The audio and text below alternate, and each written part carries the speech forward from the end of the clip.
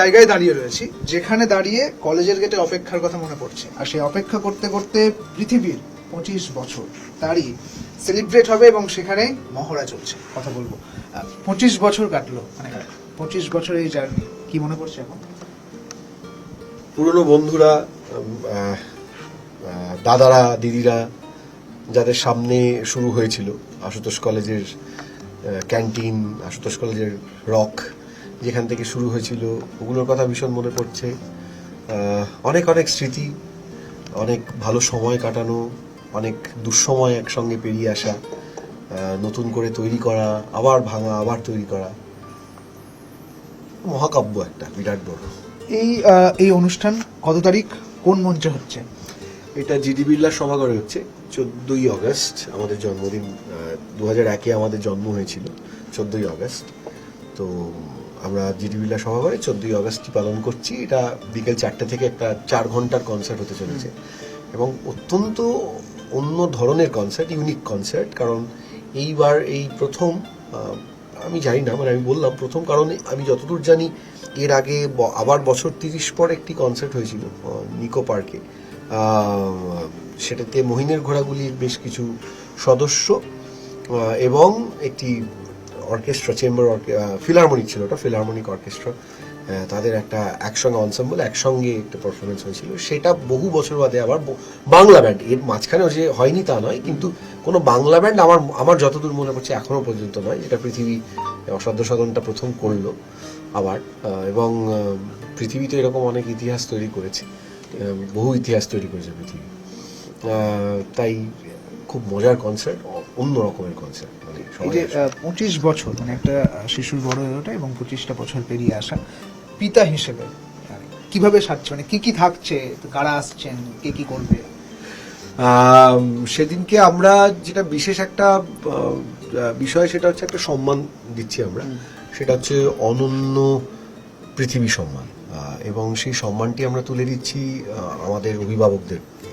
আমাদের অভিভাবক বলতে যারা আমাদের সঙ্গে, আমাদের অসময়ে, আমাদের সুসময়ে, আমাদের দুঃসময়ে আমাদের পাশে থেকেছেন এবং যখন বকা দেওয়ার বকা দিয়েছেন, যখন কাছে টেনে নেওয়ার কাছে টেনে নিয়েছেন, তাদেরকে আমরা সম্মান জানাচ্ছি। এবং তাদের মধ্যে রয়েছেন রূপম ইসলাম, অবশ্যই রূপম ইসলাম, এবং তারপরে রয়েছেন তাপস দাস, মহিনের ঘোড়াগুলির।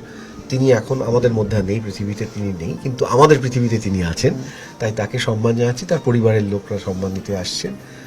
আমরা সম্মান জানাচ্ছি মৌহালাইরি, আশা অডিওর মৌহালাইরি, তিনিও আমাদের মাঝখানে নেই, তার পরিবারকে আমরা সম্মান জানাবো। এবং সম্মান জানাচ্ছি আমাদের গিটারিস্ট, এক্স না, এক্স শব্দটা খুব খারাপ, I am sorry, extremely sorry, বুবুনদা আমাদের গিটারিস্ট, বুবুনদাও তিনিও আমাদের মধ্যে নেই, তার পরিবারকে।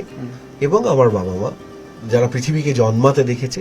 মানে অ্যাকচুয়ালি আমি ঠিক পিতামাতা নই, মানে আমার বাবা মা যেভাবে পৃথিবীকে দেখেছে ভাঙতে, গড়তে, তৈরি হতে, এবং যেভাবে সাপোর্ট করে গেছে আমাকে, তারা সাপোর্ট না করলে আমি পৃথিবীকে রাখতেই পারতাম না। এবং অবশ্যই ঈশিতার কথা বলবো, আমাদের ব্যান্ডের ম্যানেজার এবং আমার সহধর্মিনী। এটা মানে এই সম্মানটা সবার জন্য আর কি, এবং আমাদের শ্রোতাদের জন্য তো অবশ্যই এই অনন্য সম্মানটা। পৃথিবীর 25 বছর, মানে পৃথিবী কিন্তু ধরতে গেলে জেনজির মধ্যে পড়ে, হচ্ছে বিপ্লব করতে পারে আর কি। তো হচ্ছে যে এই যে গানগুলো প্রজন্মের পর প্রজন্ম থেকে যাওয়া, নতুন আরো গান তৈরি হচ্ছে, নতুন কোনো গান এবারের 25 বছরে কিছু শোনা যাবে? হ্যাঁ, নতুন একটা গানই আমরা গাইবো। যে গানটা আমাদের রিলিজ হওয়ার কথা ছিল এপ্রিলে, সেটা রিলিজ হয়নি, আমরা পরের বছর এপ্রিলে নিয়ে গেছি রিলিজটাকে। গানটির নাম অভিমানী এপ্রিল। আমাদের বেসিক্যালি আমাদের এবারের যে অ্যালবামটা, আমাদের চ্যাপ্টার 5, সেটি একটু অন্যরকমভাবে, যেহেতু পৃথিবী অন্যরকমভাবে সবসময়, পৃথিবী অন্যরকমভাবে ভেবেছে বলে সেটাকে আমরা যেটা করছি, সিঙ্গেলস হিসেবে একটা করে গান আমরা অ্যালবামের গানগুলোকেই ছাড়ছি। মানে একবারে একটা 5-6টা গান বা 7টা গানের অ্যালবাম নয়, আলাদা আলাদা করে প্রত্যেকটা গান আসছে। একটি গান মুক্তি পেয়েছে, বিদায় প্রিয়তমা, যেটি ম্যাসিভ হিট হয়েছে, এবং দ্বিতীয় গান হচ্ছে অভিমানী এপ্রিল, এবং যেটা নিয়ে মানুষের অপেক্ষার কোনো শেষ নেই আর কি, মানে এটার জন্য পাগল হয়ে আছে মানুষরা। যে এবং রাস্তায় আমাকে একা পেলে হয়তো মেরেই ঠেরে ফেলতে পারে আর কি, গানটা রিলিজ হয়নি যে এপ্রিলে। সুতরাং সেটা তো রয়েছে, আর সামনে আরো অনেক অনেক গান আসছে পৃথিবীর আর কি। মানে দেশ জুড়ে বা বিশ্ব জুড়ে বলা চলে জেনজি অনেক কিছু করছে, কাজে পৃথিবী কি কি করবে, এটা জেনজিদের কাছে। বিপ্লব তো হয়ে এসছে এত বছর এবং সামনেও হচ্ছে। সো পৃথিবী মানেই বিপ্লব, মিউজিক্যালি আমরা বিপ্লব করব এবং করছি।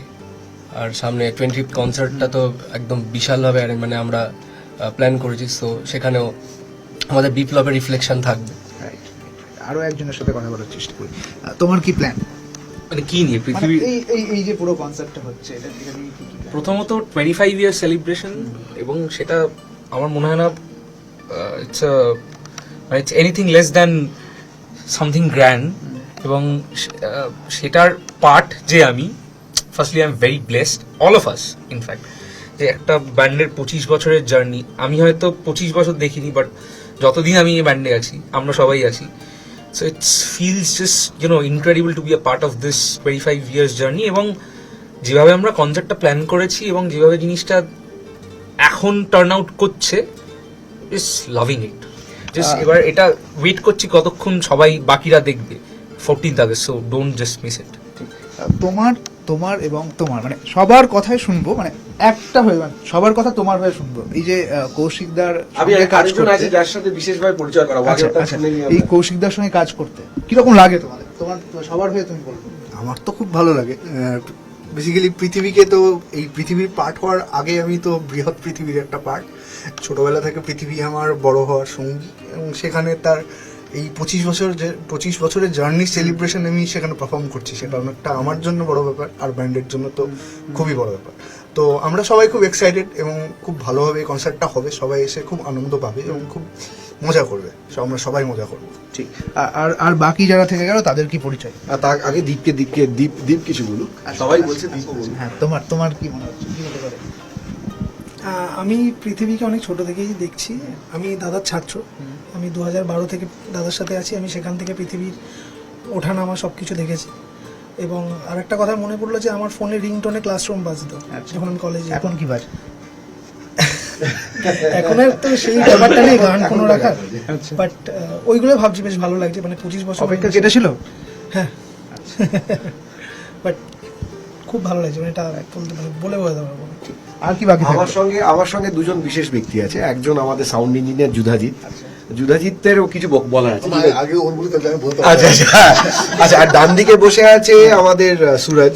ও বেসিক্যালি আমাদের যে চেম্বার অর্কেস্ট্রাটা বাজছে, বেসিক্যালি বেঙ্গল চেম্বার অর্কেস্ট্রা, ও সেটা পুরোটা ম্যানেজ করছে, এবং পুরো ও নিজেও বাজাচ্ছে, এবং পুরো সবাইকে দায়িত্ব নিয়ে সেগুলো তোলানো, সেগুলো প্রপার মানে দীপায়ন এবং সুরজ, দীপায়নি মূলত পুরো স্কোরিং এর কাজটা করেছে, এবং তারপরে সুরজ সেটাকে সবাইকে বুঝিয়ে দেওয়া, তোলানো, সেগুলো সুরজ করছে। কিরকম চ্যালেঞ্জে?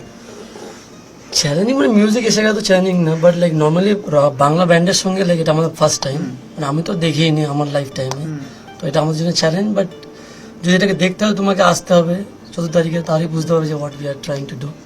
মানে মাথার মধ্যে তাহলে তো অনেকগুলো হেডেক, এবং এই কাজটা করতে গেলে চ্যালেঞ্জের তো বিষয় আছে। হ্যাঁ, চ্যালেঞ্জেস তো নেই, শুধু ভাবনা চিন্তা। কারণ কি this amalgamation of both sides is very tough. মানে দের আর কনসার্টস উইকেন্ডস, মানে লোকজন অনলাইন গিয়ে দেখতে পারে, সেইগুলোর জন্য লোকজন মানে মাসের পর মাস প্রিপেয়ার করে। আর অতটা কিন্তু আমাদের এখানে অনেক রকম টেকনিক্যাল চ্যালেঞ্জ আছে।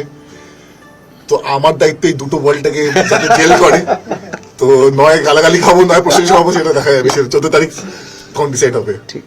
এবং আমার শুধু এদিকে না, ওইদিকে একটা বড় পার্ট বসে আছে, ওদের থেকে শোনা উচিত, কারণ দে আর দ্য মানে কি বলবো, খুব ইম্পর্টেন্ট পার্ট ওরা। মানে ওদের থেকেও একবার শোনা, একজনের থেকেই শোনা উচিত, কারণ ওরা পুরো পৃথিবীকে দেখে স্টেজের বাইরে থেকে, স্টেজের থেকে। সবাই একসাথে দাঁড়া, তাহলে সবাইকে দেখুক, তোরা তো আসল কানটাই। আজকে মানে ডাকে খুঁটি পুজো হলো আর কি আজকে। তো মানে সবাই খুব এক্সাইটেড ব্যান্ডের সাথে, মানে আমরাও এরকম, আমাদের জন্য এটা অনেক বড় একটা পাওনা আজকে পৃথিবীর মতো একটা ব্যান্ডের 25 বছরের উৎসবের সাথে সামিল হওয়া, সেই স্টেজটা শেয়ার করা। যদি না বাজাচ্ছিও তাও, বাট ব্যান্ডকে হেল্প করা থেকে শুরু করে সব কিছু বলেছো, সবাইকে বান্ধবীদের বলেছো? আমার ফেসবুকটা ভরেই গেছে এই আপডেট দিতে দিতে। এটাই যতদিন না 14 আগস্ট আসছে চালিয়ে যাবো। অনেক বান্ধবী আসছে তাহলে, স্পেশাল কেউ আসছে আচ্ছা তোমার এইবার যে প্রশ্নটা সেটা হচ্ছে এই অনুষ্ঠান, এই যে 25 বছরের অনুষ্ঠান 14ই আগস্ট, সেখানে কোনো পার্থক্য আছে? মানে ভালো তৃণমূল বা খারাপ তৃণমূল সবাই আসতে পারে? সবাই আসবে। মানে আমরা ভীষণ পলিটিক্যাল গান বাজনা করেছি, করেছি মানে এখনো করি। আমাদের পরিযায়ী বা মোমের মুখোশ ওগুলো শুনলে একটা মারাত্মক একটা পলিটিক্যাল, আমাদের প্রত্যেকের পলিটিক্যাল ইডিওলজির কোথাও একটা একসাথে কালেকটিভনেসটা প্রকাশ পায়।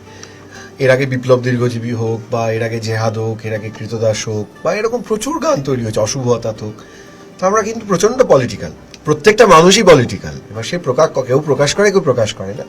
তবে হ্যাঁ, মানে আমাদের দ্বার সবার জন্য খোলা। মানে মঞ্চে পলিটিক্যাল কিছু হবে, এরকম কিছু গান থাকছে। একটা সারপ্রাইজ অ্যাক্ট আছে যেখানে পলিটিক্যাল একটা অ্যাক্টের ছোঁয়া আছে।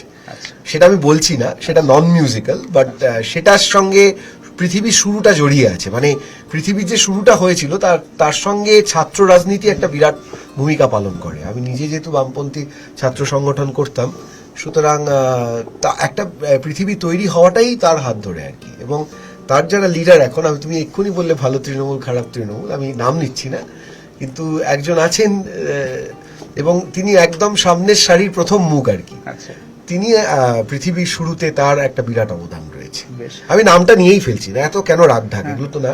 ঋতব্রত দা, আচ্ছা। ঋতব্রত ব্যানার্জি। ঋতব্রত দা যখন আশুতোষ কলেজের জেনারেল সেক্রেটারি হয়, আমি তখন আশুতোষ কলেজের কালচারাল সেক্রেটারি।